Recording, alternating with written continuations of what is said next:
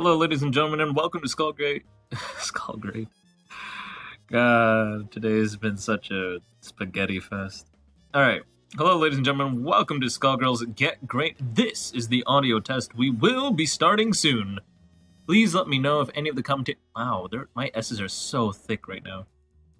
With like 40 C's.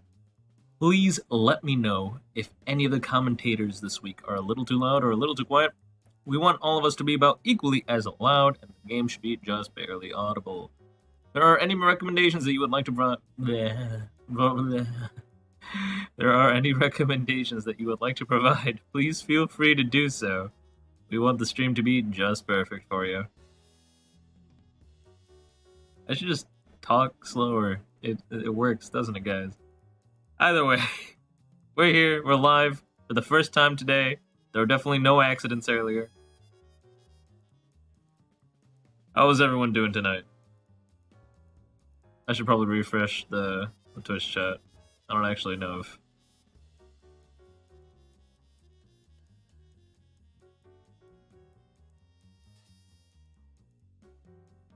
Hey there, Blinded Fish. Good to see you. Good to see you, Minecraft. Quigley's here. Durr is here. You have returned from retirement.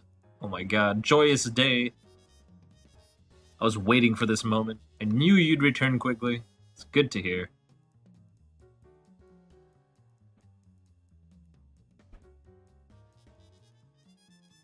I don't even have my fight sticks, so I can't fight you people. But if two people want to hop in for the audio test, just quickly play a match or two, just to make sure the game sounds great, please feel free to do so.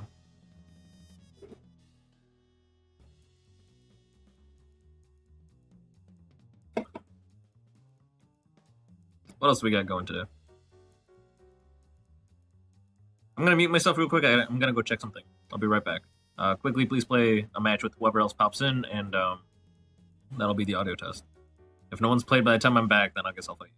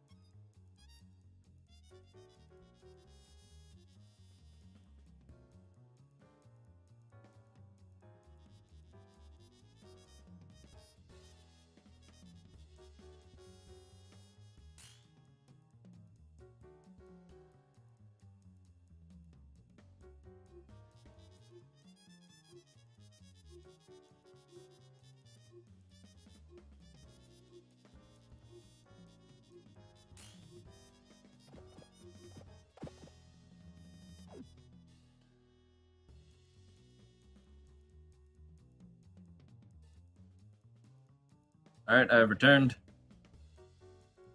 We have a matchup. Let's go. See what's happening.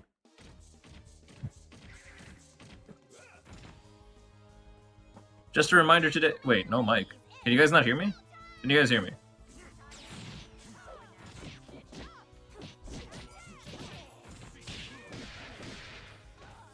You can hear me just fine. Awesome.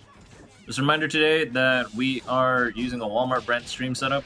My actual stream equipment is back at home. I do travel a lot, and I am, in fact, not at home right now. Loud and clear. Good to know. I also grabbed, like, an old fight stick from some corner with, like, 3 inches dust on it, so I now have a fight stick. This thing is the very first fight stick I have ever used. It is... like, almost 15 years old, and it still works. Isn't that crazy?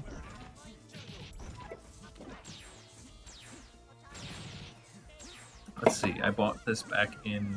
It's not 15 years old. I don't know why I said 15. No, wait. It's pretty close. It's like 11 years old.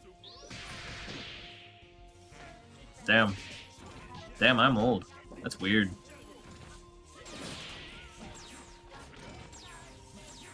Oh, geez, I graduated high school in 2011. What the hell?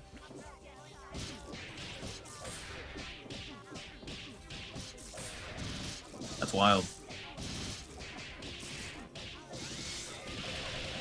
Alright. It's looking like... Damn, beams are loud. Like, the audio levels on it are extremely high. That's crazy.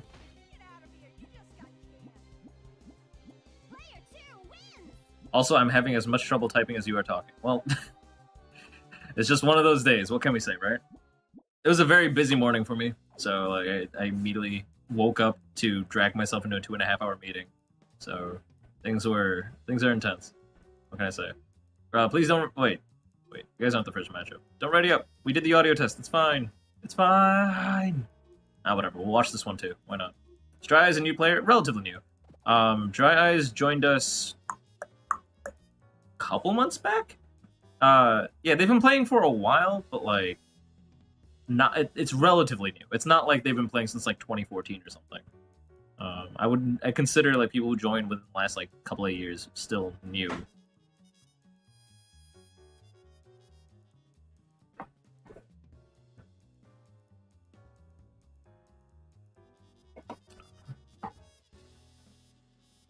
They've been around for a minute. They've been around for a couple of months. This isn't their first time.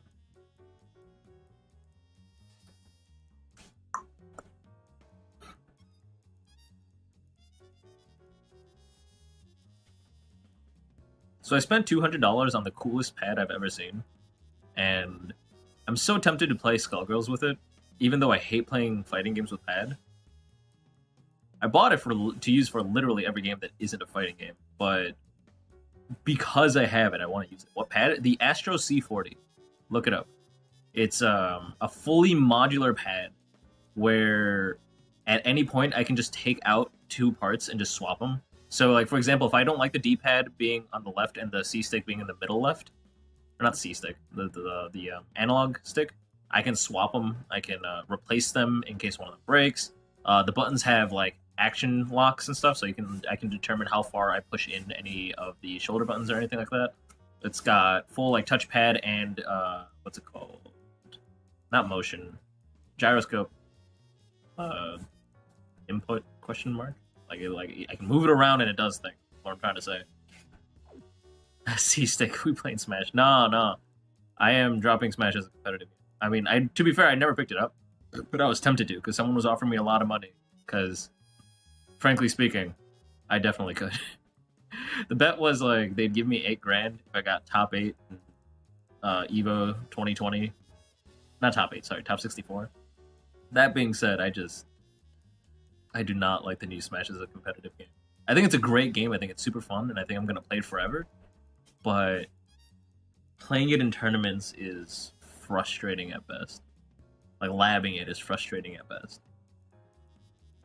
Can you customize it to be only D-pads? Yes. Yes, you can. And the D-pads are super nice. They're not like the cheap-ass PS4 D-pads. They are, like, real sharp buttons. Like, it feels amazing to use. Like, my hands just feel great.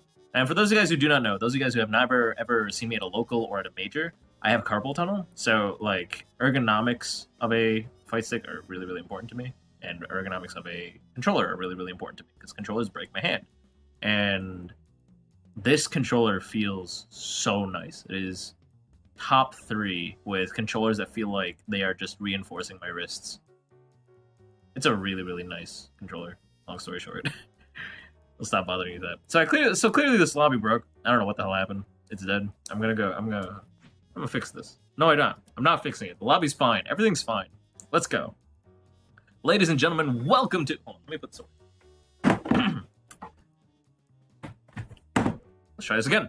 Ladies and gentlemen, welcome... How playing fighting games gives you carpal tunnel? No, not having proper wrist posture gives you carpal tunnel.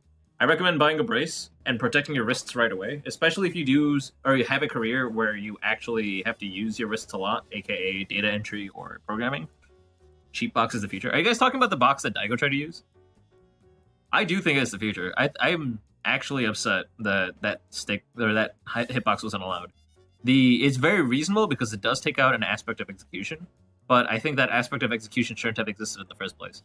So, whatever. This stream is brought to you by whatever controller Crank is talking about. Yeah, Astro C40. I wish I was sponsored by Astro. Dude, that'd be so cool. Can you imagine if Get Gr8 and Combo Breaker had the same sponsor? That'd be nuts. Either way, ladies and gentlemen, welcome to Skullgirls Get Gr8. Audio test is done. What we do here is we try to match you up against an even opponent and then provide constructive criticism on your play. We won't tell you everything that's wrong with your play. We'll tell you what you need to work on most to hit that next level, because learning happens in step. And the right first step is to get good advice from your fellow stream mates. Make sure you are reading the comments whenever you can, because often the people in chat know much more about the game than I do. But, I mean, this is just because Skullgirls is such an in-depth game, it's hard to know everything. Everyone has different information on different things. So it's good to get a varied information. If you ever have any questions or feel like you didn't get enough details about anything specific that I say, or you want me to elaborate on anything that I advise, please reach out to me in our Discord. You can find our Discord by typing !DISCORD. That's not how I do that. !DISCORD. There we go. And that's our Discord. We went public a couple of years ago, and that Discord will be where you can find tons of advice and things like that. Couple other things. What was the? Oh yeah, if you are participating today, please join the Steam group chat. You can join our chat by clicking the link from !GG8 chat. You type !GG8 chat into Twitch chat, you get a invite link straight to our Steam group chat. In the Steam group chat, you will be invited to the lobby as needed if we can't find you. It is basically my main way of communicating with you regarding logistics. If you have any important logistical questions, make sure you ask me in that Steam group chat or on Twitch chat, but I'm less likely to see it on Twitch chat. That's why we have a dedicated chat room. Duh. Alright, let's go ahead and get started. The first matchup of the day is going to be... Hold on, I want to say this right. Haka Waka Laka. Alright, it's Patman's Native Tongue versus Silent Shot 2000. Silent Shot 2000 is already ready to go. Waka Laka is, I don't know. Let me see if I can find this person. Give me one moment. Oh, they're already here. Awesome. Good to go. Alright, so if both these players want to ready up, we'll go ahead and start the first set of the evening. Reminder, it is 5 flat games. It is not a competitive set. You are not rewarded for winning more games or fewer games. We want to make sure everyone has a set number of games to be able to get a fixed amount of advice from.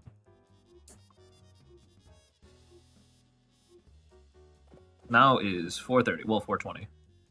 Hey there, Hunter. Oh, by the way, if you still want in, there's an open slot in case you want to fight somebody. I think it's not Meat. Who was it? It was Meta. If in case you want to fight Meta, you can get in. Go ahead and just let me know if you're going to be available at the end of the bracket. Alright, tier shot to approach, dash up, got a conversion. Oh, okay, we're going for the trial combos. I remember these. A little bit slow on the buttons, but that's okay. Alright, things are working out. Silent shot being hit low. Alright, trying to block low there, dashing up, trying to go for the 5-frame jab, that's smart. Okay, trying to approach with a jab and not heavy buttons, that's a very, very good skill to have. Let's see. Get that counter hit. Only one hit of Cat Scratch Fever. Okay, so this is much more of an advanced thing, or intermediate thing. But only the first hit of Cat Scratch, or not Cat Scratch Fever. That's the super name. What is it called? What is the special called?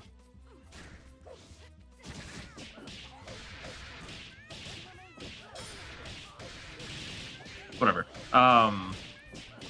Feline Scratch. I don't know. Sure. Feline Fury. No, Feline Fury is the super. Is it Feline Fury? Is that the name of the special? I don't know. Okay, that move, the 3 sided, the Rekka. Yeah, sure. I'll just call it the Rekka. I don't know why I'm getting stuck on this for so long. The first hit of it is safe. The other two are not. But after 1 to 3 hits, or 1 to 2 hits, you can go into overhead or low. So if you want to continue pressure, it's a gamble you're taking because you're going to be unsafe on block. Alright, so that's the danger of throwing out supers against someone who's blocking. If you throw out supers like that, oh wow, accidental taunts. We're just pressing a lot of buttons. That's kind of hard to do. Okay. Low, low, low. Tier shot. Okay. So Waka Waka, you are approaching with right buttons. You're approaching. Well, both of you players. Okay, so both players are approaching with right buttons. They're getting in safely. I feel like Waka Waka, you need to practice on your links. I would just do that combo that you're trying to do over and over again in the lab, because the timing on it can be a little bit tough if you're not used to your character. And I can't honestly tell any player to like learn any sort of advanced or even intermediate techniques until you are more familiar with the characters. So for both these characters, I'm going to recommend please check out the BNB Compendium, !BNB. Here we have a bunch of varied combos that use the most common links available for your character. They are not the most optimized combos by any means, but they are important for you to be familiar with your character and feel comfortable pressing buttons. Only when you are familiar with the character can we actually talk about resets, frame data, and like a lot more intermediate topics like that. So things you guys need to be worried about is learning a 240 undizzy BNB combo. If you don't know what 240 undizzy means, that's a clear example that you guys need to learn a BNB, and you'll understand soon enough.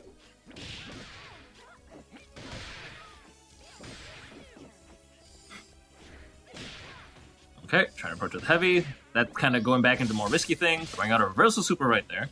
Not converting off the OTG. Okay, so just so you know, after they bounce like that, you can actually pick up your opponent off the ground. Every combo can pick up someone off the ground once. If you see them land on the ground and you see purple sparks shoot out, that means you could have hit them and converted. Like over there, you could have used head slide. Like if you sent your head sliding towards them, then they would have been able to do that. Be aware, as a fortune player, a few things about your character. If your opponent is comboing both you and the head, they're doing 150% damage. Like here, all of our hits that are hitting both parts are doing 150% damage. So be aware that playing headless is very, very powerful, but if you're not utilizing it to its full strength, you can get completely screwed over because you're going to take a ton of damage. And in case you don't know, the reason it's like that is because the head takes 50% damage and the body takes 100% damage. If you're hitting both, it does 150% damage.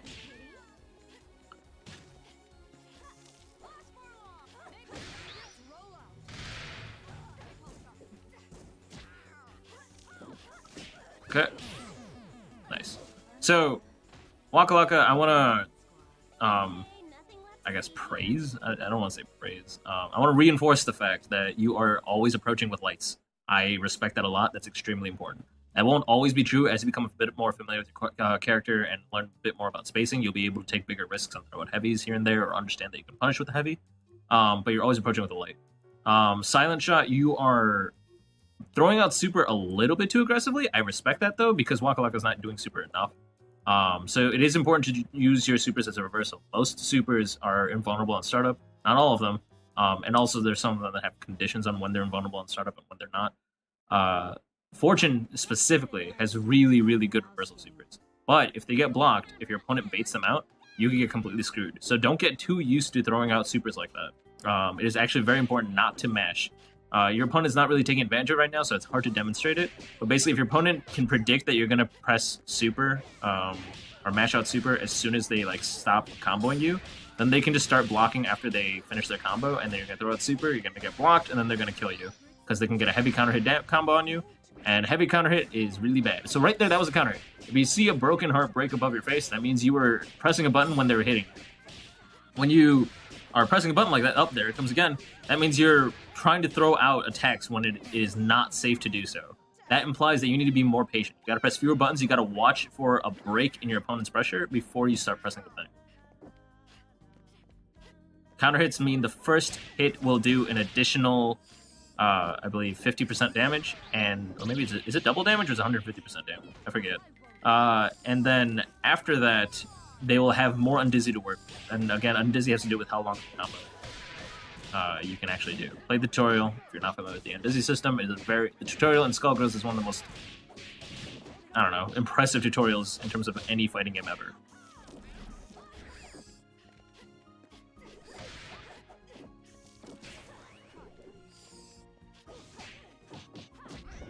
Hey the Peasant, thank you so much for helping out people in the chat. I need to talk a little bit slower, so I stop tripping over my own words. This is what I mean. You got a reversal. You just threw out a super right there. If your opponent just kept on blocking, like, I honestly don't know what you saw that made you want to throw out that super. It is 1.5. Okay, that is what I thought. Thank you. You're excited to help. Yeah. I love helping people. I mean, that's what I've been doing for years. For those guys who don't know much Crank lore, I used to be a teacher. Very briefly. I taught at a university for a year, but I wanted to teach more, but they don't pay enough.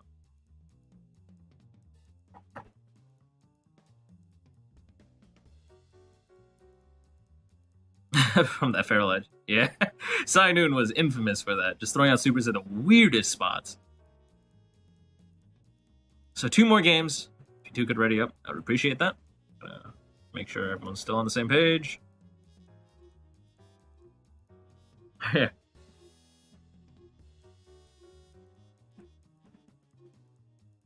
Gonna quickly check something. Oh, Minecraft is Waka Waka. I should have realized that. That makes sense. Okay. Oh, okay, so earlier, the Rekka, the 3 cat scratches that you can do, that's special, I called the first hit safe. That has to do with frame data. If you don't know what that means, that's fine. It basically means that if you use the first hit of that and then start blocking, then your opponent can't punish you. Whereas most moves, if they block it and you start blocking, you're gonna not be able to block fast enough. That comes down to knowledge of frame data, but don't worry about that right now. First, right now, just get familiar with the character. Learn a B&B. Check out the B&B compendium. It's the most important thing.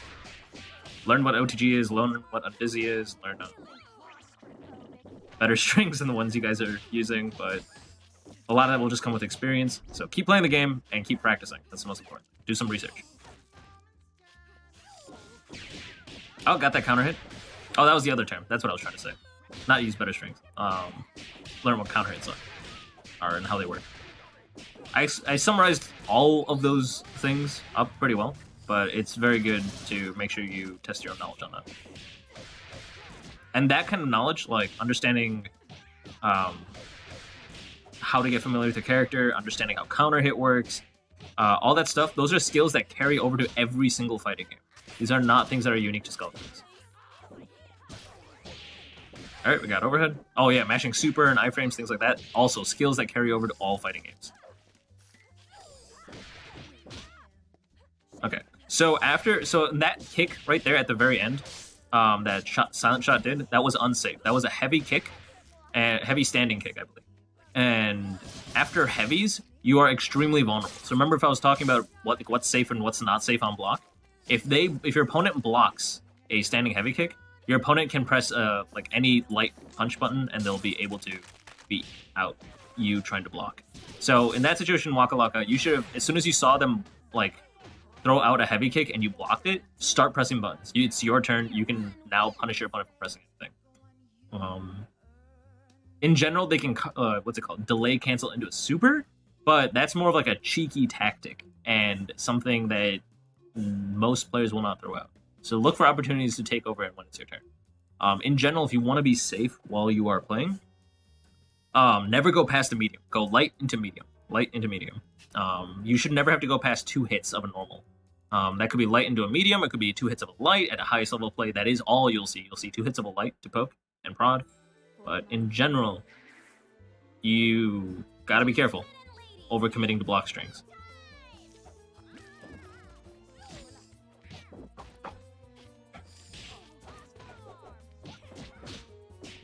When people say that's mashable, what does that mean? Okay, so when people say something is mashable, what that means is there is a gap in the pressure that your opponent is pressing against you, where you could have done super and you would have started hitting your opponent. So for example, let's say Parasol does 2 hits of a heavy and then does I don't know, not Bite Guy, light tear shot maybe? I don't know. So if you blocked 2 hits of a heavy from Parasol, you should be able to do Cat Scratch Fever. Not Cat Scratch Fever. Feral Edge? No, not Feral Edge. Feral Edge is the air super. Cat Scratch Fever, yeah. The grounded normal. Grounded super, I mean. Even light DP. If you don't know what DP means, it's basically a move where you have invulnerability on startup. The Fortune's thing is Korozuka forward light kick. When you're wearing a head, you'll do this weird stretchy kick thing. That's her DP. That's basically the same thing as using a super, except you're not spending a meter and it does less damage. But it lets you start a combo, which is nice. Long story short, mashable means you can use a reversal to get out of the situation. And a reversal is something with invulnerable startup. 6-2-3 kick. Wait. Is it DP motion kick? I didn't know it was a DP motion. Okay. I should really play more than 5 characters. Okay.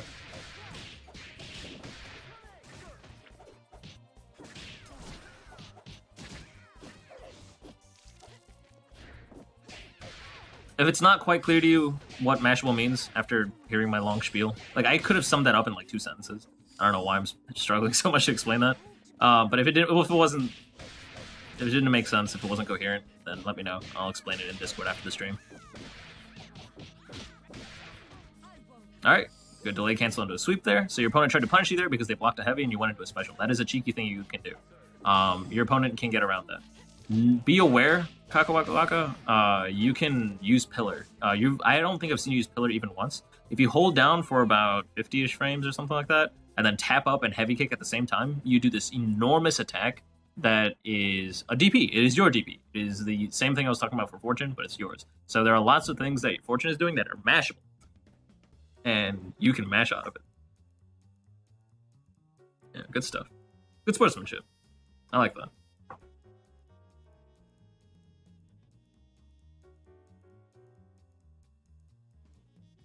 MILF Hunter going to play. They said they wanted to play, and I think they're going to be playing meta. But we'll see. Hey there, meta. You woke up right on time. What is the MP pillar used for? It hits low. It's really weird. It is not used in general.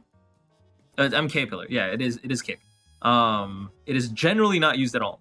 But it hits low. So it's really cheeky. You can do some real dumb pressure things with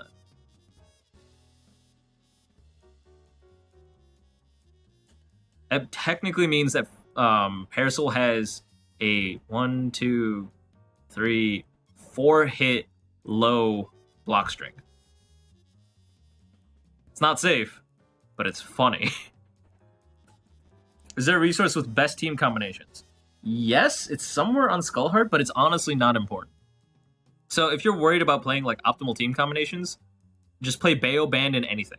But honestly, that is not that important in Skullgirls. In Skullgirls, everyone is at such a similar balance level that it much more comes down to who you're most comfortable with. It is much more important to be comfortable with your character than to use the most cooperative teams. If you want a list of assists that are best to use with certain combinations, that's a thing you might want to investigate, because that is a legitimate concern, because a lot of people have garbage assists and a lot of people have assists that only work because of specific combinations. But in terms of just characters synergy, you can probably make any team work. Steel Seb's, Rabbles, or Cloud's team. Yeah, Cloud's team is pretty good too. A little bit tricky to play. Of course, a lot of practice, but it is a thing. But honestly, you don't have to worry about optimal team combinations. It is not that important. I can't emphasize that enough. Skullgirls is a game where you don't learn the best team. You learn your team and then learn the best matchups. Like, you learn, okay, how do I play against this team? How do I play against that team? Much more than you learn, okay, how do I play the best team in the game? You're not the only solo. Wait. Yeah, you're not the only solo today. In general, in the SGC, you're not the only solo in general. Like, there are a lot of, like, some of the top, like, 10, 15 players are solo players. They're really, really good.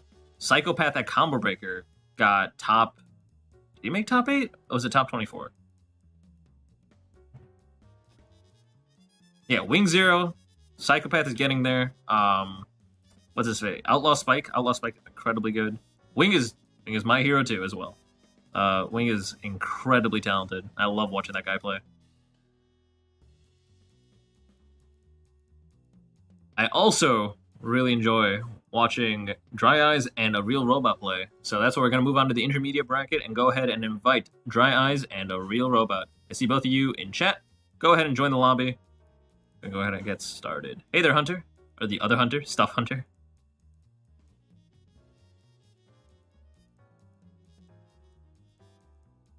No solo band yet. There are a couple of people.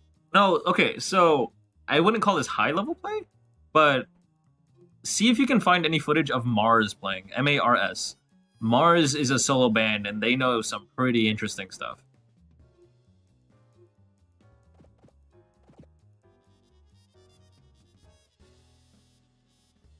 You will break it.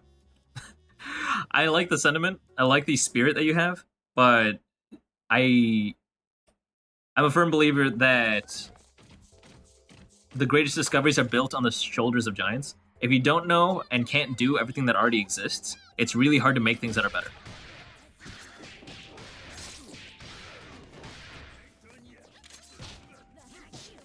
So when's the grudge match? Stuff Hunter versus MILF Hunter.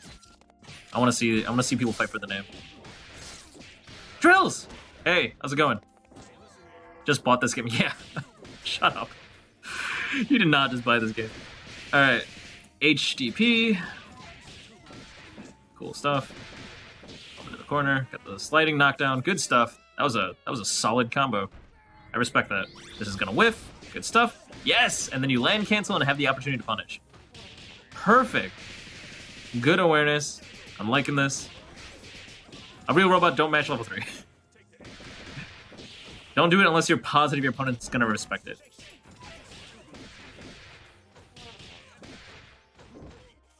When you DHC'd out, if you DHC'd in a level 1, you would have been fine. You might have accidentally input it in the wrong direction. I'm gonna give you the benefit of the doubt and assume that you input it in the wrong direction, like after you DHC'd out, because you didn't realize Philia was on the other side of ban. That's gonna be my guess. Or rather, it doesn't matter that Philia is on the other side of ban. Remember, if you're doing an input, it's based on the direction your character is facing, not the direction you are from your opponent. So if you are facing right when you're using Gregor super or anything like that, that means you input the next super as though you're facing right still, because Gregor doesn't turn you around. They probably wanted level 1. Yeah, I agree. Alright. Good stuff bringing it back, Robot. Respect that. Robot, you made some really, like, smart conversions there. Like, you did an excellent job just, like, immediately land canceling and then turning around and starting to punish Bella when, she whiffed that level 3. Good stuff.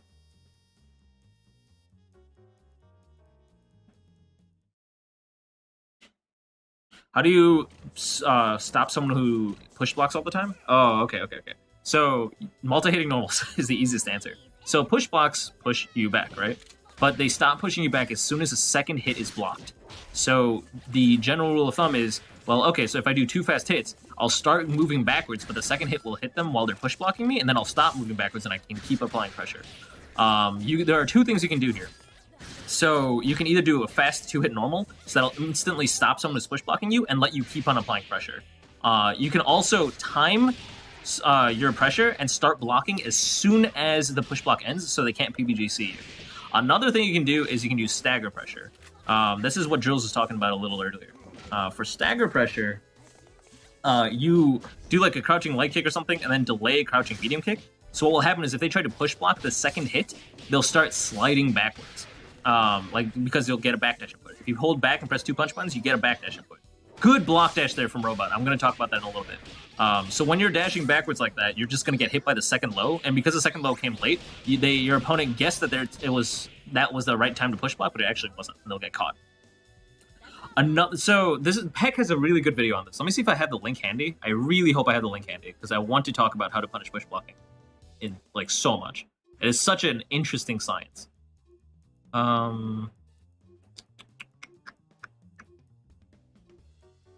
my god, I don't have it handy. For those of you guys who have Mr. Peck's YouTube channel handy, please link it in chat, because his tutorials are amazing, A. And B, he has one video where he talks about how to punish people who just push block constantly. And it comes down to the fact that there are 2 different types of push blocks. There's preemptive push blocking, and then there's reactionary push blocking. Reactionary push blocking is trying to push block after you confirm that you're being hit, or after you're blocking something, rather. And what's it called?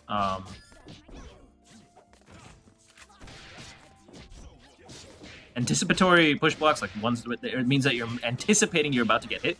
So you're gonna push block in advance before they're. So the people who like push block on the first hit, like when you press one button, they're instantly push blocking. Those are people who are going to push block instantly anyways. They are already pressing those buttons. So a funny way to deal with them is to just dash up and. Well, I mean, you can grab them and do fun things like that, but you can also just dash up and just start blocking. Don't actually press a button. They'll instantly get a backdash out, and then if you're doing a slow low or like a sweep, you'll hit them. And you'll hit them out of like their attempt to push block. Oh, preemptive. That's right. Yeah, preemptive was the word. So it's super interesting. Thank you, Mint Glands, for linking Mr. Peck's YouTube channel. Super valuable. Is that actually Mr. Peck? I didn't know he changed his YouTube name.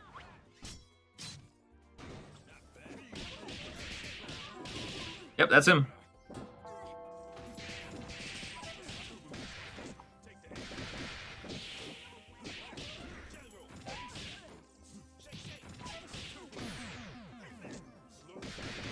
Scoop. All right, dry eyes. You gotta snap. You gotta hit confirm. Pick out with the low. Snap. Please snap. Or go into a level 3. You could have actually killed it. Good bait. Awesome. Now you should be able to kill. Oh, that works.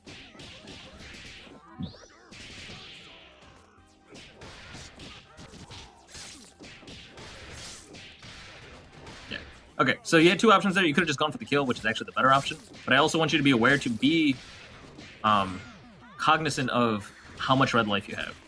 If you have even a reasonable amount of red life at all, like you should be snapping and then converting off the wall bounce or whatever. That snap is extremely important. Snaps are the only way solo characters can heal. You get 66% of your red life back, and 33% if you're hitting assist. If you hit both, then you only get 66%. But it is extremely crucial to playing as a solo player. The other thing was be aware of how much meter you had. You had 4 meter. You could have just done level 3 at the end of that combo and killed. If you didn't want to snap, you could have just killed.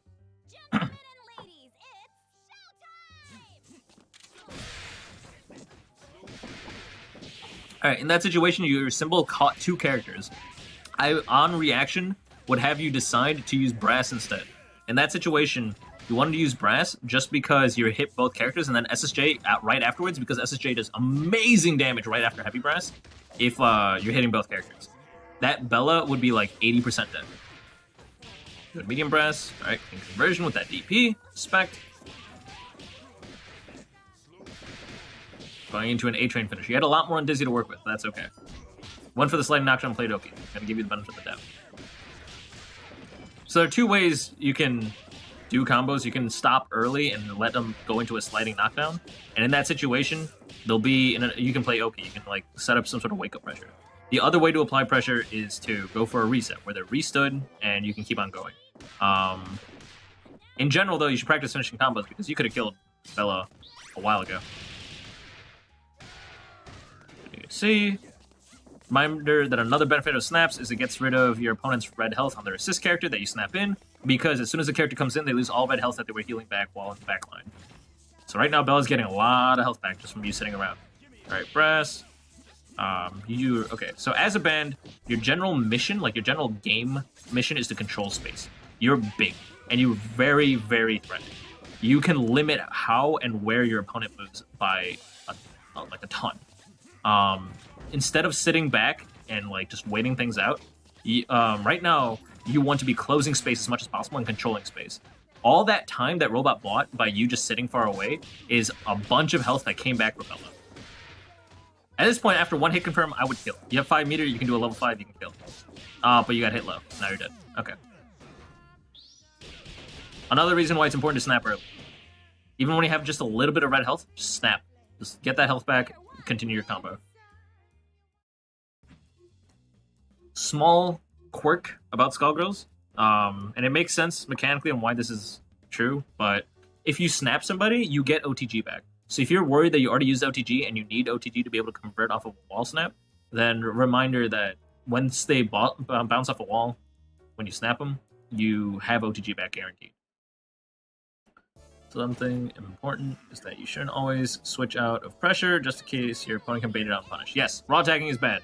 So what Walking Peasant is talking about is raw tagging, and I don't think I've seen too much of it. I've just seen a lot of DHCs from Robot. That can be really dangerous if your opponent's baiting it. If you're low health and you're just always predictably DHC, as soon as you can, just do a super and DHC out. Neither of your your two characters have a safe DHC. Like they're both punishable on block. So if Dry Eyes sees it coming and just blocks that you're trying to DHC, you're kind of screwed. You lose your character, and then they can snap in your other character. All right, good reversal. Got that air grab. You can kill here. Just finish your combo. Oh, we dropped it. So that actually, those like that last 10 seconds was a perfect example of the push blocking thing I was talking about earlier, where you expected to get hit after Bella landed, and because of that, you backdashed. So instead, if Bella did a really slow low or went for like a delayed low into a conversion, then your backdash would have been caught, and your attempt to push block would have failed.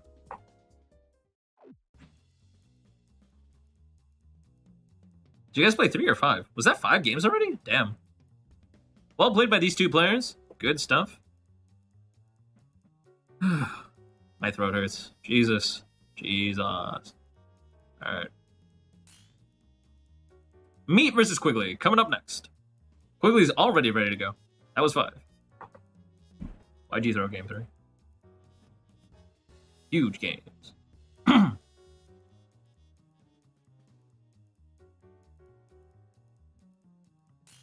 Right now it's hot outside, so I'm drinking soda. And soda's a horrible thing to drink when you're commentating. It's so stressful on your throat. I don't know why I do this to myself.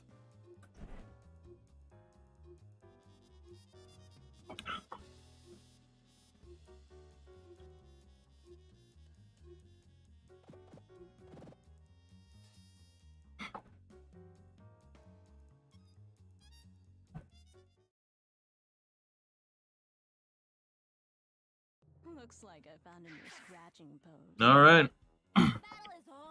Got the Fortune Trio coming in with the Solo Valentine. Outlaw Spike Jr.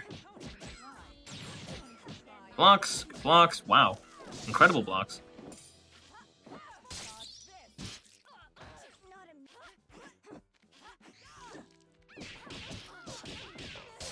Oh, this is like upper intermediate. I can actually talk about this safely. So I want to talk about like exploiting moves that are safe.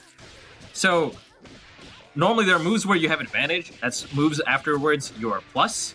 Those are very rare in general. Well, I mean, in general, as in other fighting games. In Skullgirls, there's a ton of moves that leave you plus on block or on hit. On hit, most moves leave you plus, which is kind of crazy. Compare that to Tekken, where almost everything leaves you minus, even on hit. Like it's really, really rough. When you are plus, you can do all sorts of dumb, crazy pressure. You can just basically press anything and keep on applying pressure, and your opponent can't do jack about it. On the other hand, there are moves that are safe. These are moves that are minus, but not punishable. This means things that are -5 or less. For example, well, -5 or less is true for most characters. Technically, Philia and Fortune can still punish things that are -5. Everything is always safe if it's -4 or less. Talking about Tekken. Dude, I love Tekken so much. I cannot get enough Tekken. I could just play that game for hours. It like makes me feel like a little kid again, where you like don't want to sleep, just because like no matter how much badly you know you're gonna need sleep at school tomorrow because you have an exam coming up. I'm like, I got work in like 3 hours, but I don't want to stop playing Tekken. That game is so fun. Forgot about supers. What about supers?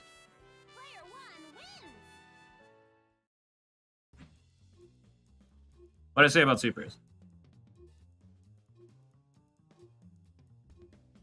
Or what did I not say about supers? I'm not actually sure which context you're referring to. My bad.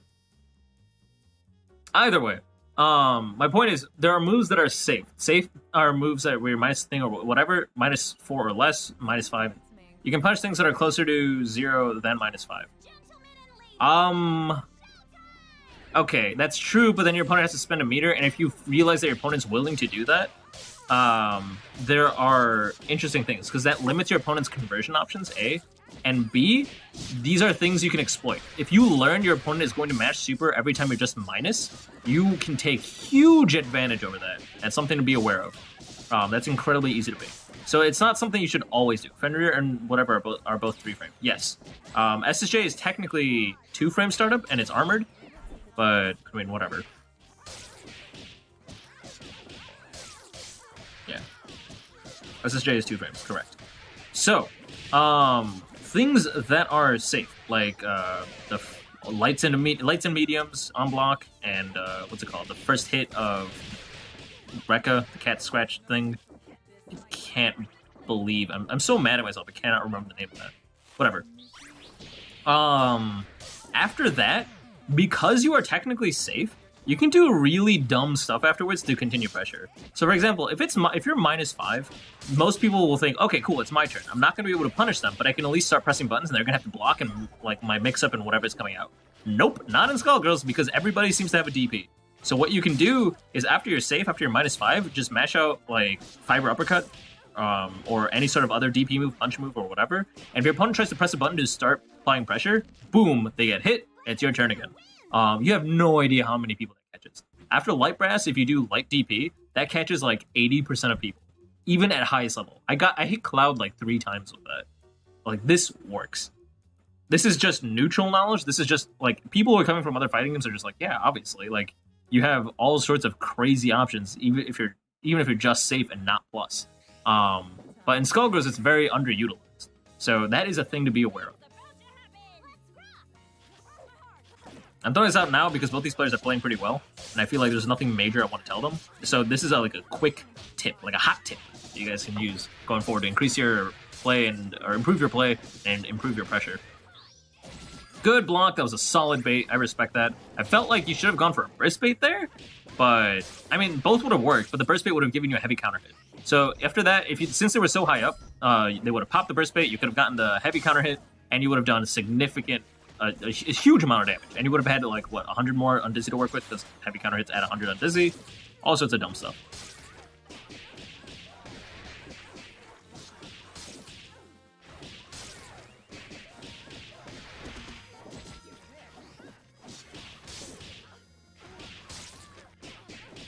You dieted? What'd you miss? I did a long spiel about safe versus advantage.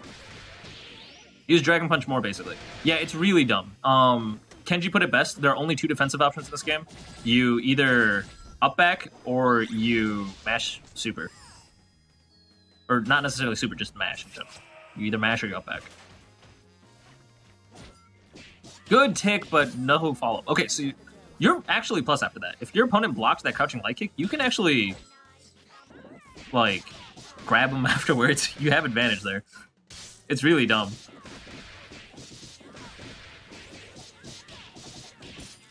Unless your opponent mashes super. Like, the only time you're vulnerable is if your opponent's mashing super or something. And honestly, that'd be so risky coming out of Meat, just because Meat has almost no health left. By the way, this is more than enough health to snap. You have no idea how, I don't know if players realize how little health it warrants a snap, basically.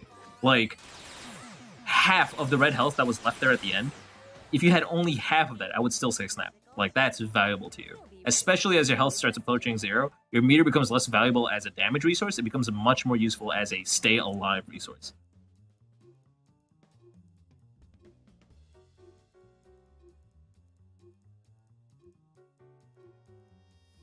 The best example is just watch Wing play. Wing will snap for even the tiniest bit of health left if they think it's going to help him survive one more reset down the road. When is a good or a bad idea to up back during pressure? When do you think, well,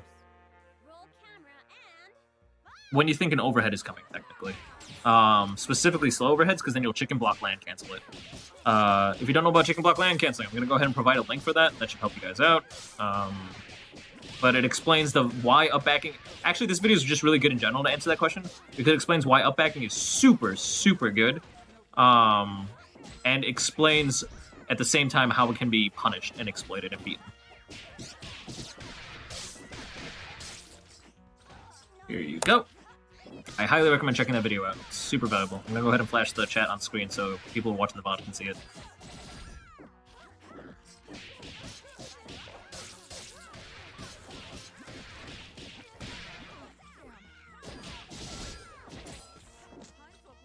That dash of grab.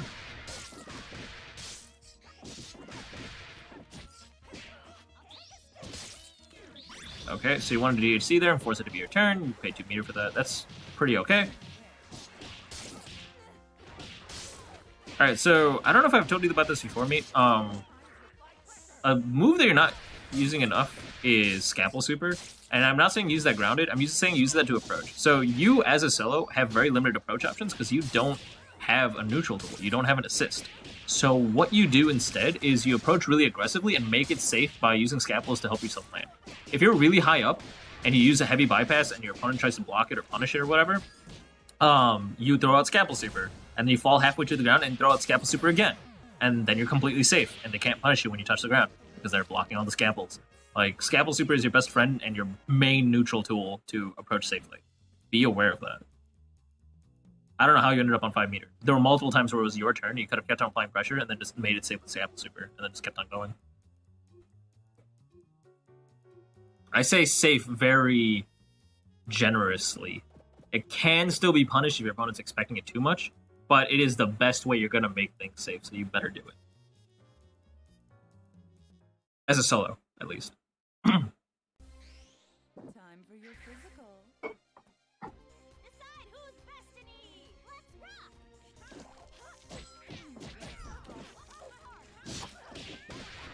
Good stuff, jumping over the silly slide. Okay, see, there's a perfect example of baited out backdash. Like, rewind like 10 seconds. That was a perfect example where Fortune started sliding backwards, and you could have punished, but the backdash just barely finished, I think. I think that's what happened.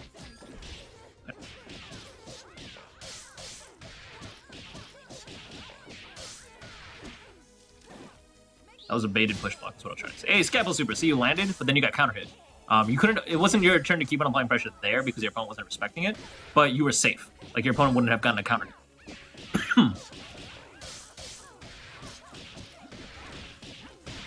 If you want to be real cheeky, then you throw out Scapula Super, they block it, then you land and use Bypass Super.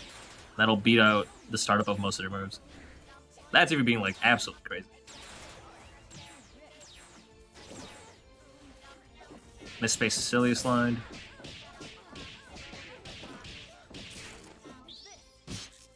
Okay, so if you're done applying pressure, the way you want to get another hit is actually jumping medium punch. It puts you perfectly into most characters' blind spots, and also jumping medium punch is one of the only jump normals in the game that can be jump canceled into another jumping medium punch, which is really, really stupid. Are there other moves that can be jump canceled in general? I'm trying to remember if other moves can be jump canceled. That are done in the air, specifically. Oh my god, we got the Stargate. Yeah, 5 meters is gonna kill for sure. That super does so much damage. And is actually safe startup. I think level 3, or like the level 3 super, level 3 beam super is safe startups too. Level 1 is not. Well played by both these players. What was I trying to say about Robo? Oh yeah. So jumping medium punch, jump cancel, and another jumping medium punch, you can cross up with it. It is, if you look at it in isolation, it's not on the best character, but it is the best button in the game. Jumping medium punch on Robo Fortune is the best, just single-handed normal in the game, period. You being able to jump cancel it, cross up with it, make things safe, safely land and keep on applying pressure, then re-jump and keep on doing it. Like, it is so frustrating to deal with. It is not easy to deal with a jumping medium punch, especially if you get really, really good with it. Practice using that move to keep on applying pressure and like open up your opponent and avoid your opponent's pressure. It is very, very useful. Let's see, what else?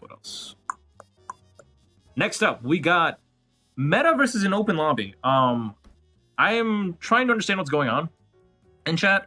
Milf Hunter, do you want to fight Stuff Hunter on stream, or do you want to fight Meta on stream? I'll let you choose. If you want to fight Stuff Hunter, then I will find a different opponent for Meta. I do, of course, need Meta in general. Thank you for joining the lobby. Appreciate it. Most of Robo's air buttons can be jump canceled. Okay, but I mean, it's like, it's unique to Robo Fortune as a character, is what I'm trying to say. Right?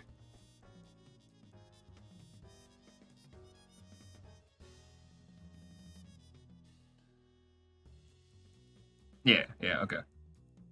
There were so many funny comments about, like, Band being a double jumping character. I remember, like, oh, imagine if Band could use heavy symbols after jumping heavy kick.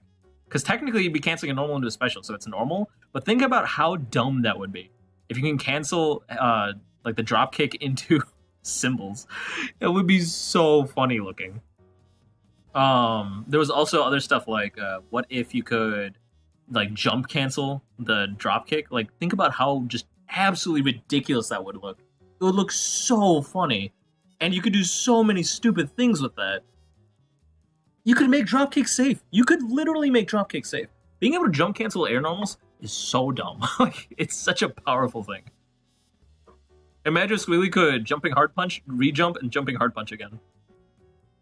Like, just jump cancel, jumping hard punch, make it, like cut it short, and then, like, go into another one. That stuff is ridiculous.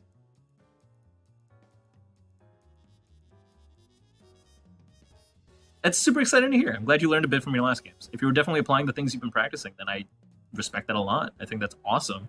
I mean, I think you're improving a ton, to be completely frank. Like, I think almost everyone that's participating improves a ton every week.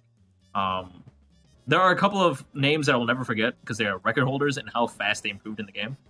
But, like, you know, like, a lot of players that you see on upper intermediate or even, like, some of the co-hosts, like, some of the highest level play, they all started off as, like, people who couldn't do a BNB before, right?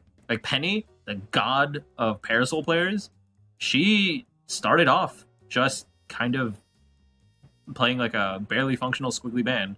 And Yo-Yo started off with solo Squiggly and couldn't do a BNB either. They joined later. One of my favorite names is Abby. Abby, who only played this game for a couple hundred hours, like, got really, really good at it, mostly because it wasn't Abby's first fighting game. But still, like, they improved so ridiculously fast. JP was just kind of always a god.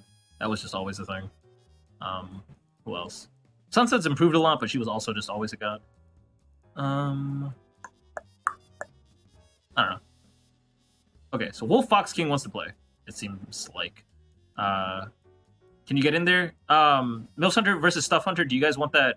You're down for a few matches if the other hunter is. Okay, so both of you will join after this set. We're going to go ahead and get meta done, and you guys can play after that. All right, so sit tight. This is a private lobby, and I will provide the Steam join link after these two fight, I guess. Who's Wolf Fox King? Is Wolf Fox King even here? Did they just join the lobby magically? Like, how do they do that? JP is free.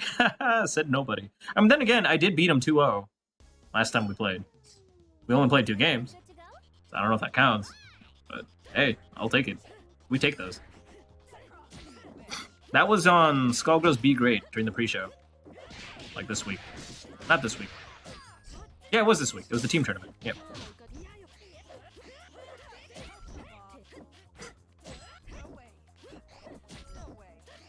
That's awesome. Yeah, blocking is such a tough skill to gain, and watching yourself like block really complex strings is so satisfying. So props to you. Oh, just barely misspaces that. Good stuff, trying to outspace some scapels. Wow, we have a lot of solos today. Good counter hit. Respect that. Got 3 air strings. Going for the sliding knockdown, building the vial. Good way to save OTG. I respect that. So that's the thing. Sliding knockdowns are actually techable, and they are not good for setting up Oki if you've already used up OTG. That's probably why your opponent went for 3 air strings there. Wow, really smart counter. A little bit risky. Reminder that even if you whiff your counter, you still lose those 2 meters. Okay. Ooh, okay. I don't think you meant to throw out the poison vial there. Reminder that you can only tap the button for like a couple of frames if you want to throw out a shuriken instead of and save your vial. It's kind of tough. I am kind of surprised to see so much Valentine love. Valentine is generally actually one of the least played characters in the game. She's really good, no doubt about it, but she's pretty tricky to fully utilize. She also has a lot of multi-hitting moves, which make it tough to get the best damage out of her. Most of her damage comes from multi-hitting moves, but at the same time, if you use a lot of multi-hitting moves, then your combo gets scaled to death. So, I am actually noticing the meta is using only the first hit of a lot of the multi-hitting moves, which is really, really powerful. Sticking to the really, really strong hard hits, hard single-hit normals, like the jumping hard punch. A lot of the combo routes seem to focus on that air move. Going for a burst bait there, they can pop that, yeah. So that's not real at all. Even though supers can't trigger burst baiting stuff, as soon as a burst baiting thing has been started, it stays that way. They can burst at any point after that. She got poison to make up for it. That's exactly true. But then you have to actually, use her as a resource character, basically. It's, like, tough. Oh, okay, so Wolf Fox King is Milf Hunter. Interesting. So I guess Milf Hunter will just play twice. You never joined a Steam lobby group? Okay, so yeah, basically just put it into your browser, it'll launch Steam and then open up Skullgirls for you, and then it'll automatically put you in the lobby. Like, that's all you have to do. Steam will take it from there. Just take that link and put it in the browser. Use that lobby link after the set is done, though.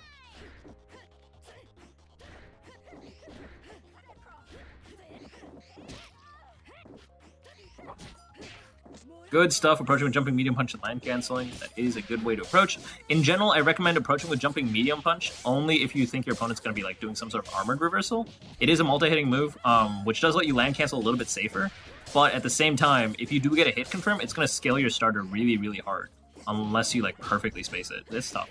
Good push block there. Get a punish with light. Use all 3 hits of a light. I don't recommend that. Again, all right, I'm going to put a video of scaling in here because it seems to be half and half whether you are aggressively scaling your combo or not.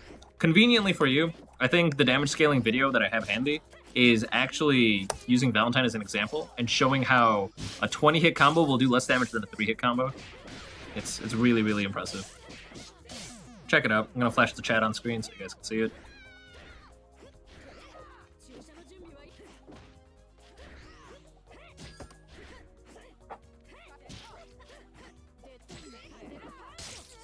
Good bypass.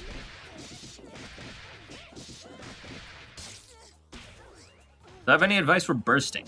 I also feel so helpless when I'm in a combo. Like, when do you activate it? Though I've gotten better. Okay, so it is actually... So there's a couple of interesting things here.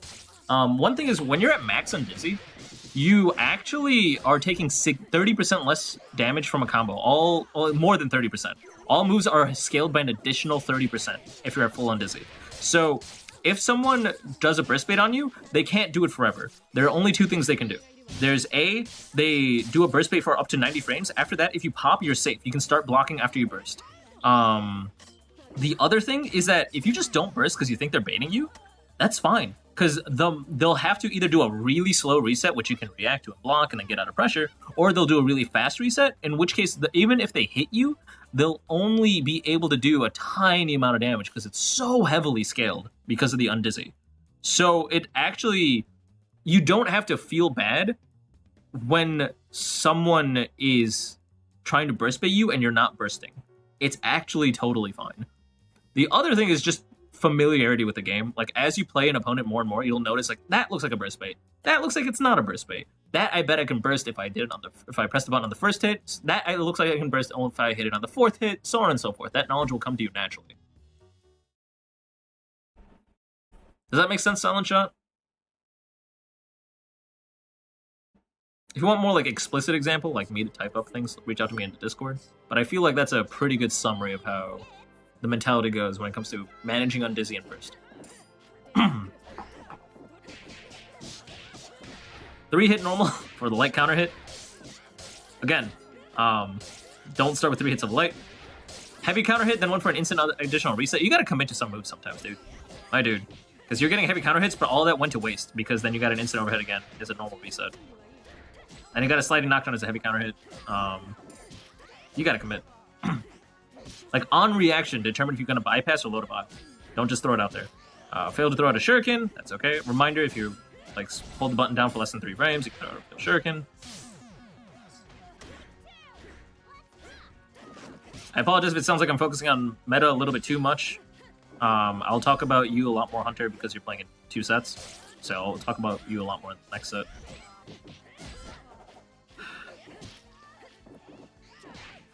I mean, I guess I can tell you this right now because I'm noticing it. You're getting counter hit like constantly. I don't know if you're trying to jab out of pressure or trying to mash grab out of pressure. Couple of things there. If you're trying to jab out of pressure, I mean, I respect that, but at the same time, you gotta know when to try and when not to try. It's not something I'm just gonna keep on pressing standing light punch and hope I get out of here. That's way too risky. The alternative is that you're mashing grab. That's super dangerous because your opponent will keep on hitting you with every instant overhead they have in their arsenal. Grabs cannot, or like wake up grab will not work against a aerial opponent, obviously, right? That's how grabs work. But also all grab animations make you sit at or stand up at your highest like body height. So your opponent's going to be able to instant overhead you and punish you heavily for trying to wake up grab, even though it beats out a lot of baits and stuff like that. Another thing is you're trying to mash super on wake up or try to make up like wake up reversal. Valentine doesn't have any wake up reversals. So that can't be it. And if you're trying to do wake up super and failing, then that's something you got to work on. That's a tough timing. Waking up and wake up reversal is actually really tough to do to like for it to be like perfect. Practice that.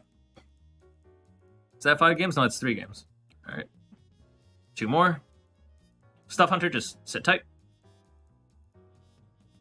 Go ahead, Meta. And Mill Center.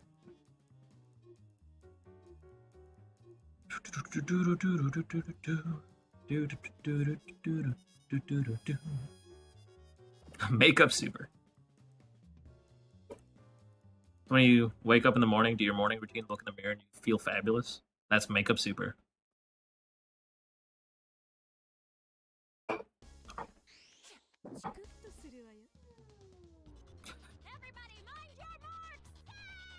Alright, good stuff.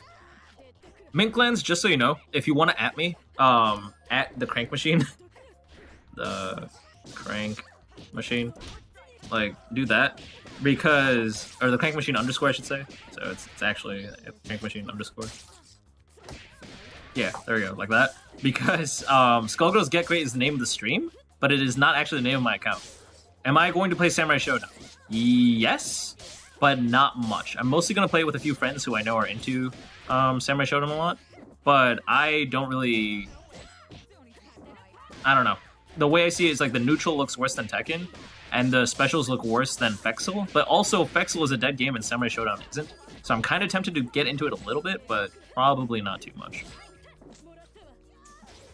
Good choice to dash up grab there. Very slow cross-up overhead. There are better ways you can do that. Remember, air dash canceling is the thing. Could have been on purpose, but that's okay. I think I've seen you do the air dash cancel. Oh, dang. Really risky 2-meter super right there. You ain't that far ahead, buddy.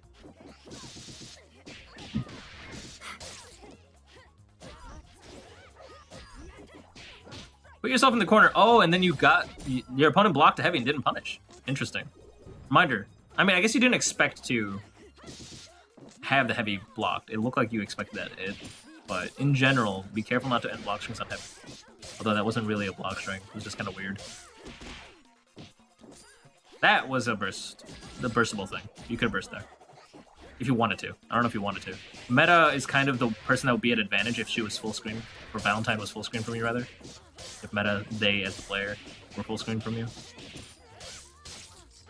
Them having the health advantage and then being able to just like space you out. Oh my god, so greedy with these like reversal supers. Good decision to grab there. I think you need to grab a little bit more, Hunter, just because your opponent is so reliant on you pressing buttons. Like just grab him and deal with it. That's so tough to deal with. I know that pain. I know that pain. You can use Crouching Hard Punch as an anti-air to try and get out of there. You can use Scalpel Super to try and get in between that pressure. Push blocking is actually dangerous. If you push block, that actually means your opponent can safely air dash and go into another one. Or like land cancel air dash into another one. Because reminder that push block sets you at exactly 25 frames of block stun. That means like it becomes really predictable when you're going to be able to press buttons and when you're going to try and press buttons. There are some times where you actually just want to respect it and eat it.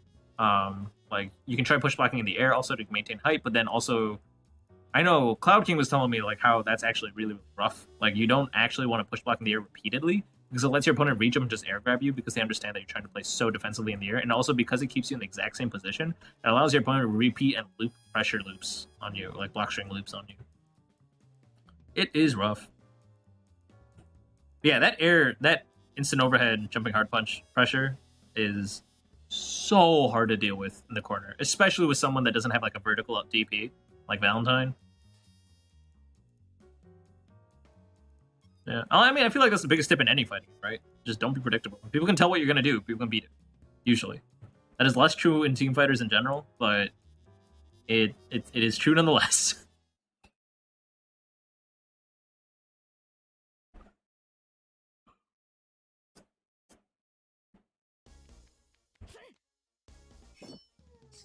Jesus Christ. I've been non-stop talking for 5 hours now. For 4 hours. 4 hours. 3 hours? 3.5 hours. 4 hours. Yes.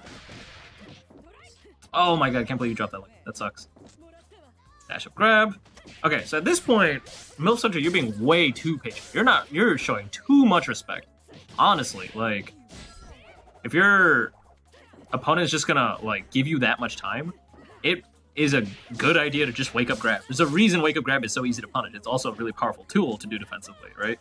So, like, when you're waking up from Oki and your opponent's just trying to bait something out, just like, press buttons. Like, you can't just always down back. Or, like, up forward. A lot of people used to yell at me because I didn't up forward enough out of pressure.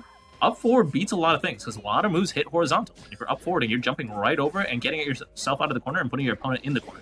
It can be risky, and if it doesn't work, that doesn't mean don't try again. It just means you have to find out where it works and where it doesn't. That comes from experience. Good stuff.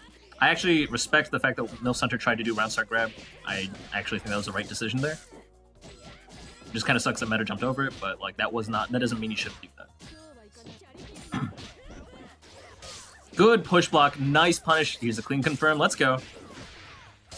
Air dash into get the cross up, and we got the second hit. Okay, so you can tighten up that link so you're actually converting off that jump hard punch that when you got the cross up originally. You didn't actually have to reset there and hit him a second time, but you hit him a second time anyway, so who cares? Just would have sucked if your opponent was blocking. That's what I'm trying to get at.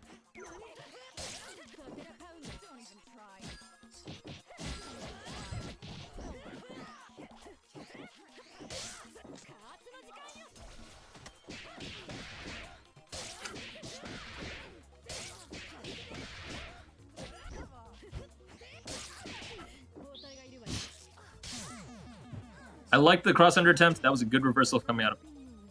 Alright, so you're both playing solo Valentine. I want to point out something extremely important. Notice how meta is always at 0 meter. Notice how you're always at 5 meter. Like this has been a reoccurring thing. I've talked about this before. When you're playing solo Valentine, you don't have a neutral tool. Your neutral tool becomes using Scalpel Super in the air. Or just kind of Scalpel Supers in general.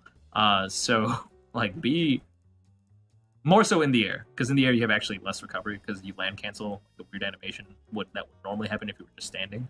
So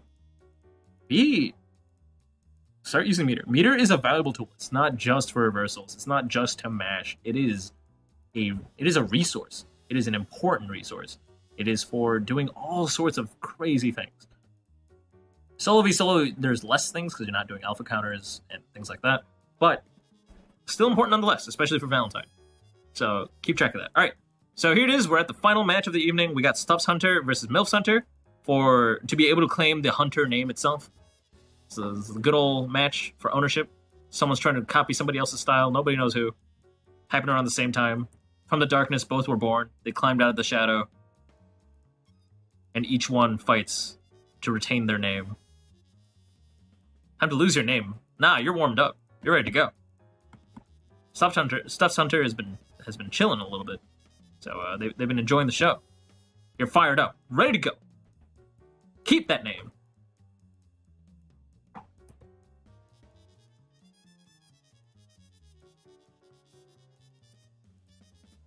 Using meter as a solo in general is important, but solo v solo specifically, you have the least reasons to use meter. But because of the character these two are playing, they have all the reason in the world to use meter anyway, so who cares? Can't lose your name if you give it to them. Clever. I do like that. Can't kill me if you're already dead. Or can't kill me if I'm already dead. There we go.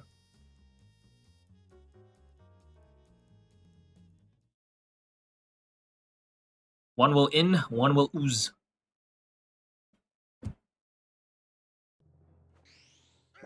So it comes to this. Ladies and gentlemen, let's start the show. Right away approaching with a jumping hard kick. Beats out the landing with a crouching medium kick. Really meaty move, but does scale the combo crazy. Does hit confirm with it, though.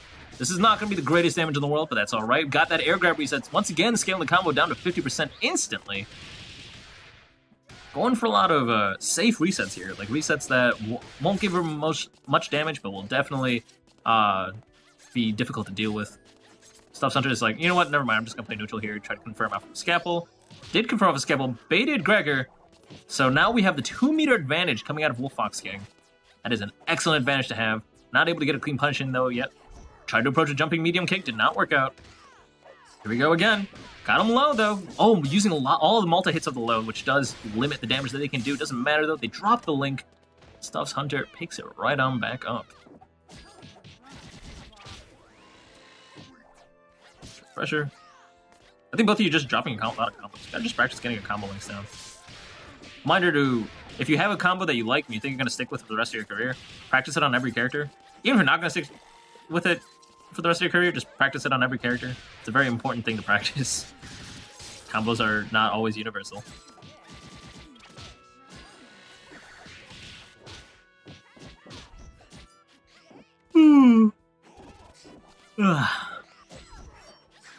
Good air dash cancel into another jumping hard punch. I could have baited out a reversal. Not a reversal, any normal. Nice being over that hairball. Unfortunately not able to punish because you were in the middle of throwing a scalpel animation, but that's okay. Understand that. So Philia in general, her game plan is to try and close space between you two, right? She's a rushdown character. She wants to be in your face at all times. If you see them a medium screen distance apart, it is so dangerous to throw scalpels or projectiles or anything out. Because on one hand, it's like, yeah, I kind of want to scare Philia from approaching. But at the same time, Philia's not afraid to approach because that's all she wants to do. It's like one brain cell. I'm going in. Like, that's all the brain cell thinks. So I'm not taking anything away from Philia players. Don't get me wrong. But it's like, I'm saying you're a man with a mission, or a lady with a mission, or anything else with a mission. My point is that Philia wants to get in. When you're mid-screen apart, Philia is going to still try to get in. Don't throw projectiles. Long story short. Characters in SG have different weights. Characters in SG and combos are not always useful. Look at Squiggly.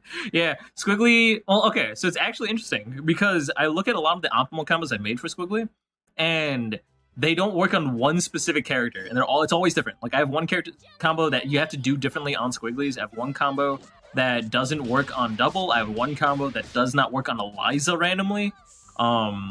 Then there was, like, Fortune. I have to do a different route. Fortune and Parasol, I both have to do a different route, because otherwise it's impossible. So I guess it's a different combo for those two as well. Like, as you make combos that you like, you realize that there's always somebody who's screwing you over. And yeah, Squiggly seems to be that a lot of the time. Yeah, Eliza. Eliza's standing up animation is so narrow. It's so small. And then when she crumples, what's annoying is that the top half of her body falls forward, so when you're like dashing into her crumpled body, you're dashing into the top half, but when she stands back up, she like teleports half a character model away from you. So that makes her so skinny and so frustrating to deal with when you're trying to do a horizontal link. There are 3 weights, that is correct. Light, heavy, and medium. Somewhere in the Skullgirls Get Gr8 Discord, Sunset pinned a breakdown of all the weights in the scam. Bella's actually really easy to do combos on. Val is super easy to do combos on. Parasol is generally easy to do combos on, but like, there are some weird things that happen here and there because her crumple animation is super low to the ground. Same thing for Fortune. Fortune is just super small in general. You guys think Squiggly small? Swear to, just look at Fortune. Like, look, especially during a lot of her animation, it's like tucks in her legs. She turns into this tiny dot on the screen, and it's so frustrating trying to hit her. Band I can see like all the time. You like with normals. Like, Band is such a small character. Not that. That's satire, ladies and gentlemen. Band is so big you can do unique combos on just him because he's so big. I think we got it. Double is just the weight. Like single-handedly, Double is small but also heavy, so that makes it really annoying to do combos on her. Practicing PNBs on Philly. Just practice on everybody. Just practice on everybody. Like, literally, anytime you go into the lab and you're practicing your combo, just pick 3 random characters. For that day, you're practicing on 3 completely different people. If your combo never works on them, that implies that you probably need a different route for them. I had to deal with that. You guys do too. Unless you're Double, because Double can just do anything and it works. That... What? Round start... Sweep in Kara cancel into DP. I don't know how to feel about that. I don't know how to feel about it. And it's really good, don't get me wrong. It's not the first time I've seen that, but it's just so funny that he chose to do it right there.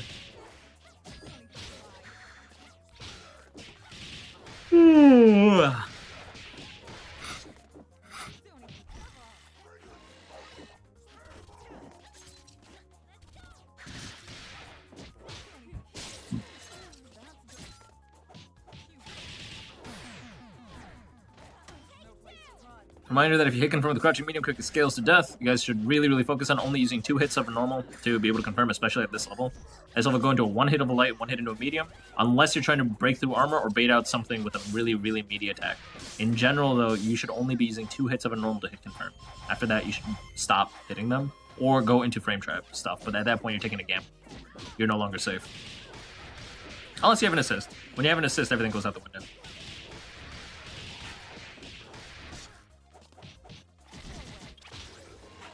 Good PBG push block, no PBGC though. I mean, it was tough to do in that situation because opponent was throwing out a medium move, but you could have reversal supered, I think.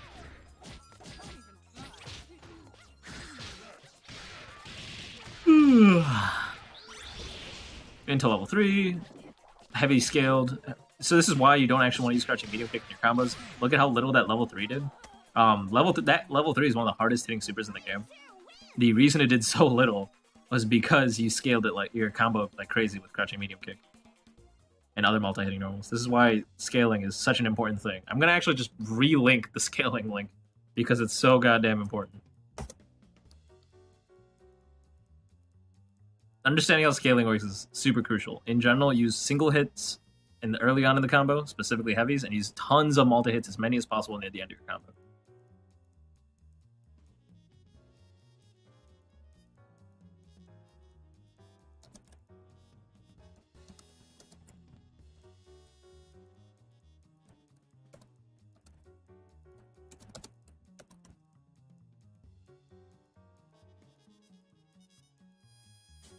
Do you guys want to consider that a 3-0, or do you guys want to play up to game 5? It's up to you. This is Get Great technically, so I'd rather not stick to set format and just play 5 flat games. But technically up to you guys. If you guys leave the lobby, then you're done. If you guys want to keep playing, then ready up for 2 more. Someday I'll get a PBGC in an actual game. Yeah, I know that feel. I really know that feel. People who can PBGC consistently on different attacks, they're really impressive. It's not an easy skill. It is not something people can reliably do. I mean, I'm gonna study those replays now that I finally got that. Oh, okay. All right, cool. You guys gonna ready up and play 2 more? All right, awesome. Go ahead and play 2 more games, and we'll go ahead and wrap things up. Then I gotta run. Can you really call it a grudge match if you don't go all the way? True.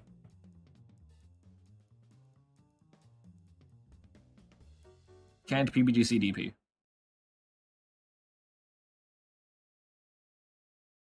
Yeah, I mean, Fortune is probably... That's probably critical for Fortune. If you're a Fortune player, you really gotta PBGC Hyper Uppercut. Like, I'd recommend practicing that if you can't do that. It's what makes her so scary to deal with.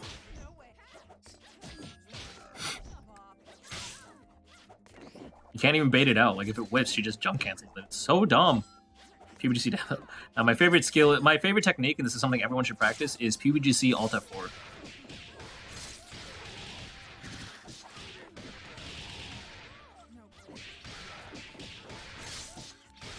Cross under. God, that cross under is so hard to deal with. PBGC means push, block, guard, cancel. I'm actually gonna link a video about what PBGC is for anyone who doesn't know it or is not as familiar with it. So sit tight for just a moment. Just a moment. Pause. Just a moment. There we go. Nice bait.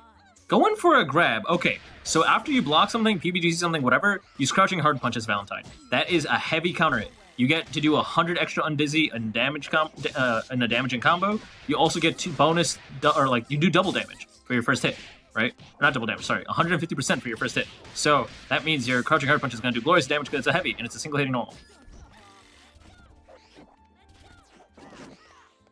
Do not do a grab punish. So counter hit grabs are great because they can't protect, but who cares? They scale your combo to 50%. If you're trying to punish your opponent, you want to squeeze out as much damage as possible. I see both of you guys have the problem though of sitting on all your meter in the world, all the meter in the world. All right. Player 1 wins. Trigger is hella -2. So do you use a different move first to fiber up? What do you mean?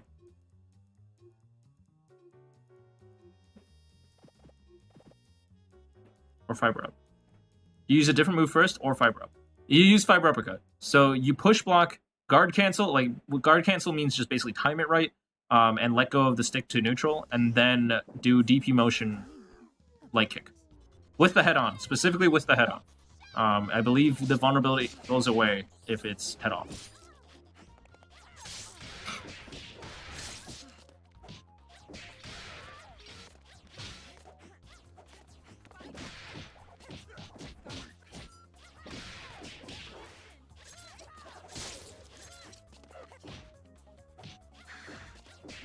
That applies to assists as well, to my understanding. I discovered this very recently, and I hope I'm wrong, but if you're playing Fortune with Fiber Uppercut Assist, and you're headless and you tag out, then your, like, assist DP will actually still be vulnerable. Oh, is it only H? I thought it was only L. I could have been wrong this entire time. I super apologize if I had it backwards. I thought only L was invulnerable and H was not. If it's the other way around, my bad. All fibers have invulnerability. This is... What?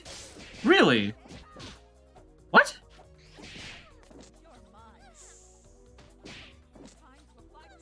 Am I... Headless HDP keeps invuln. Oh my god, I know so little about Fortune. I need to research Fortune. I sincerely apologize if I got that wrong. I'm gonna quickly look this up, just because this is gonna bother me now. But... like, I sincerely apologize if I got that wrong. That's screwed up of me to not realize that.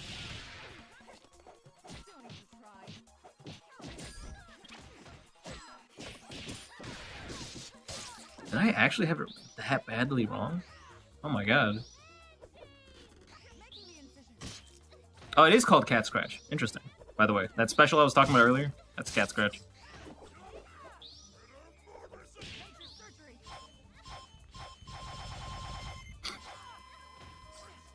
Yes, confirmed. They're all invuln throw, one with head on, and all vulnerable, or not invuln, sorry, hold on a second.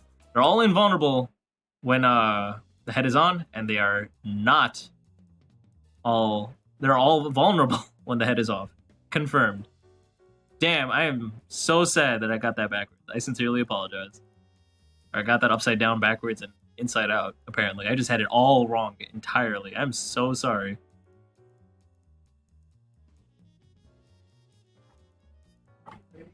Alright, well, thank you for the excellent set between Stuff Hunter and Milfs Hunter. You guys can both keep your names. You guys are both pretty cool. You both honestly played really well. Like, I honestly am super shocked. It, like, win-wise, in terms of the final hits or whatever, it went all, like, in one direction or whatever, and it's kind of surprising, because it was back and forth all the way through. I honestly thought you guys were pretty even, as well as, like, Milfs Hunter, you were also doing really well in the last set, too. So, good stuff. Study, practice, and get great. And I'll see you all next week. Ladies and gentlemen, thank you for joining me. If you guys want to see the VODs will be uploaded right after the stream ends. Sign-ups for next week will be going live soon. What else? If you have any questions, ask me on Discord. Anything else? Oh yeah, if you are practicing and you want to see your skills applied, make sure you tune in for our Wednesday tournament, Skullgirls Be Great. It'll be going back to standard tournament format for the next 3 weeks. Fourth week of the month is a prize pool tournament. So every Wednesday, just tune in, chill with us. This is a competitive scene. We got some big name players that show up every now and then. It's a good time.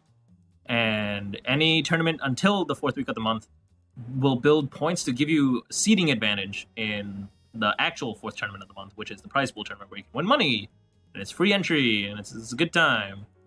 And if you guys are just around, keep on practicing, keep on learning, then please sign up for Skullgirls Get Great every Saturday at 3 p.m. Central, 4 p.m. Eastern, etc., etc. This is the Crank Machine. I had a good time. I love all you guys. You guys are really cool, and it was fun hanging out with you. And if you guys have any questions for me, you know where to find me. I will see you all next week. Later, friends.